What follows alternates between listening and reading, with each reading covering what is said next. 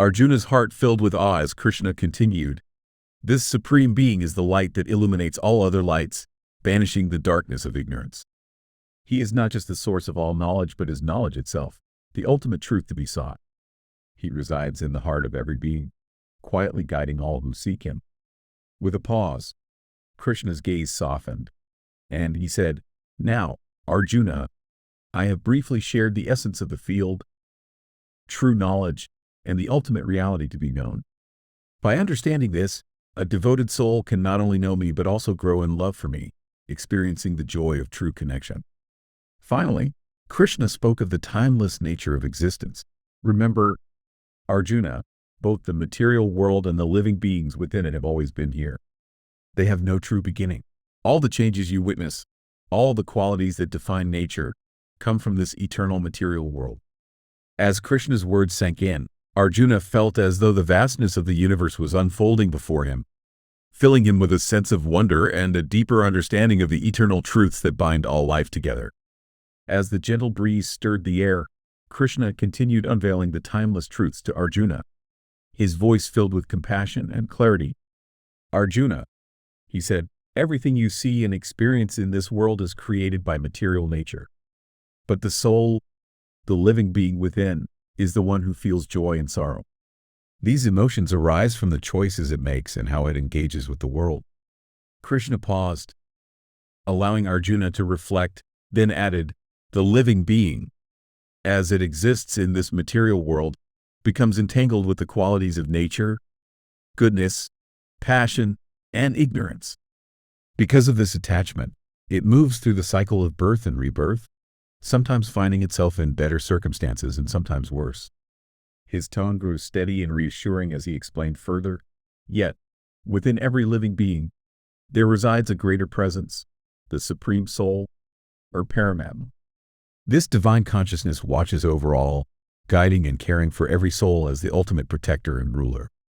It is always there, offering support and wisdom, though many fail to see it." Krishna leaned slightly toward Arjuna and said, "When someone truly understands the nature of the soul, the workings of material nature, and how they interact with the qualities of the world, they transcend this endless cycle of birth and death. They are liberated, free from the bonds that tie them to this world." A gentle smile crossed Krishna's lips as he concluded, "Different paths lead to the realization of this Supreme Soul. Some find it through deep meditation, quieting their minds to connect with the divine. Others reach it through logic and thoughtful reasoning, unraveling the mysteries of existence. And still, some discover it through selfless action and good deeds, serving others and aligning their lives with higher truths." Arjuna listened intently, feeling as though the wisdom Krishna shared was not just words but a light illuminating the path out of confusion and into understanding. With every revelation, he grew closer to grasping the profound harmony of the universe. As Krishna continued sharing his wisdom, he spoke with a reassuring tone. "Arjuna," he said, "there are those who may not grasp the depths of these teachings or practice the profound methods I've described. Yet, even they can find liberation. Simply by hearing about the Supreme Being from others and faithfully following what they learn, they, too, can overcome the cycle of death and rebirth." He paused for a moment, then explained further, "Understand this, O great Bharata. Everything in existence, whether it moves or remains still, is born from the union of the body and the one who knows the body, the soul. This truth lies at the core of understanding the nature of existence." Krishna's voice carried a quiet strength as he said, "A person who truly perceives the Supreme Being within every living thing sees the eternal truth. They realize that the soul and the Supreme are indestructible, never bound by the fleeting nature of the material world. This vision is the highest form of seeing." He continued, "When someone understands that the Supreme Being is equally present in all beings and in all places, they reach a state of harmony. Such a person causes no harm, neither to themselves nor to others, because they see the unity of all life. This realization leads them to the highest spiritual state." Finally, Krishna shared a profound insight, his words filled with clarity. "If you can understand that all actions are carried out by the forces of nature, the qualities of the material world, then you will see that the soul remains untouched.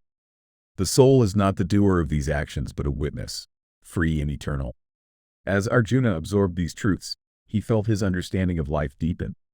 Krishna's words painted a picture of interconnectedness and eternal balance, offering a path not only to wisdom but to peace and liberation. As the golden rays of the sun stretched across the battlefield, Krishna continued to speak with wisdom that resonated deeply in Arjuna's heart. Arjuna, he began, when someone realizes that all living beings are connected, coming from the same eternal source, they no longer see themselves as separate. In this understanding, they experience a deeper truth, a state of unity called Brahman. He looked at Arjuna with a steady gaze and said, "O son of Kunti, the Supreme Soul has no beginning and is untouched by the forces of nature. It is endless and eternal. Although it resides within everybody, it remains unaffected by the body's actions, pure and unchanging." Krishna then gave a vivid example to explain further. Just as the vast expanse of space exists everywhere yet never mixes with anything it surrounds, the soul, too, resides in the body but is never influenced by what happens within it. It remains separate, untouched by the joys or struggles of the material form. His voice grew gentle as he continued, "O Bharata, think of the sun. Just as a single sun lights up the entire world, the soul within each body illuminates it, giving life and vitality. It is the eternal light that guides and sustains all beings." Finally, Krishna spoke with quiet certainty.